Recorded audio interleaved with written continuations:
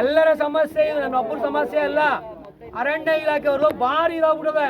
ಏನೇ ನಾವು ಅವ್ರು ಇಂಡಿಯಾದಲ್ಲಿ ಇಲ್ಲ, ಬೇರೆ ದೇಶದಲ್ಲಿ ಅವರು ಅವ್ರಿಗೆ ಒಂದು ಕಾನೂನು, ನಮಗೆ ಒಂದು ಕಾನೂನು. ಏನು ಒಟ್ಟಿಗೆ ಅನ್ನ ತಿನ್ನಲ್ಲ ಅವರು? ಏನು ಅದ್ರ ಇವತ್ತೊಂದು ಪ್ರಾಣ ಹೋಗ್ಬೋದಾ? ಆಯ್ತು, ನಾವೆಲ್ಲ ಇರೋದೇ 200 ಹುಲಿ ಇದೆ. 100 ಹುಲಿಗೆ ಬಂಡೀಪುರ, 100 ಹುಲಿ ಜಾಸ್ತಿ ಇದೆ. ಅದರಲ್ಲೂ ನೀವು 10% ಹೋಯ್ತೀವಿ ನಾವು ಅಂದರೆ ಸಫಾರಿಗೆ. ಈಗ ಇಲ್ಲೂ ಸಫಾರಿ ಶುರು ಮಾಡಿದ್ರೆ ನೋಡಿ, ಈ ಕಡೆ ಬಂದವ.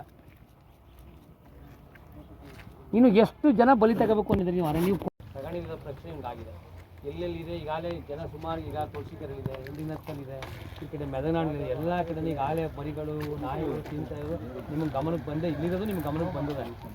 ನೀವು ಇನ್ನು ಬೇಜವಾಬ್ದಾರಿಯಿಂದ ತಗೊಂಡು ನೋಡ್ಕೊಳ್ಳದೆ ಮಾಡಿದ್ರೆ, ಇಲ್ಲ ಒಂದು ಬೋರ್ಡ್ ಹಾಕಿ ಚಿರತೆಗಳಿವೆ ಎಚ್ಚರಿಕೆ, ಇಲ್ಲ ನಿಮ್ಮ ಗಾರ್ಡ್ಗಳನ್ನ ಯಾರು ಕೊಟ್ಟು ಏನಾದ್ರು ಮಾಡಿ ಒಂದು ಇನ್ಸ್ಟ್ರಕ್ಷನ್ ಮಾಡಬೇಕಾಗಿತ್ತು.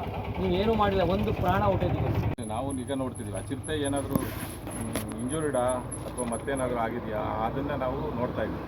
ಈಗ ನಾವು ವೆಟರ್ನರಿ ಡಾಕ್ಟರ್ ಬಂದಿದ್ದಾರೆ, 3 ಫೋನಲ್ಲಿ ಜೊತೆಗೆ ಇದು ಡ್ರೋನ್ ಟೀಮು ಈಗ ಬರ್ತಾ ಇದೆ. ಅಂತ ಕತ್ಲೆ ಆದಮೇಲೆ ಅದು ನಮಗೆ ಕಾಣುತ್ತೆ. ಸೊ ಆವಾಗ ಅದು ಮಾನಿಟ್ರ್ ಮಾಡಿ ಅದನ್ನು ಏನು ಮಾಡಬೇಕು ಅಂತೇಳಿ ನಾವು ತೀರ್ಮಾನ ಮಾಡ್ತೇವೆ. ಎಲ್ಲ ಸತ್ತು ಹೋದ್ಮೇಲೆ ಮನುಷ್ಯನ ಪ್ರಾಣ ತಗೊಂಡ್ಮೇಲೆ ಅಲ್ಲ, ಇದನ್ನು ನಾವು ಮೊದಲು ಹೇಳಿದ್ದೀವಿ. ಈಗ ಚಿರತೆ ನೀವು ಹೇಳಿದೀಗ ರಾತ್ರಿ ಟೈಮು ಬೆಳಿಗ್ಗೆ ಟೈಮ್ ಇಷ್ಟು ಭಕ್ತಾದಿಗಳಿಗೆ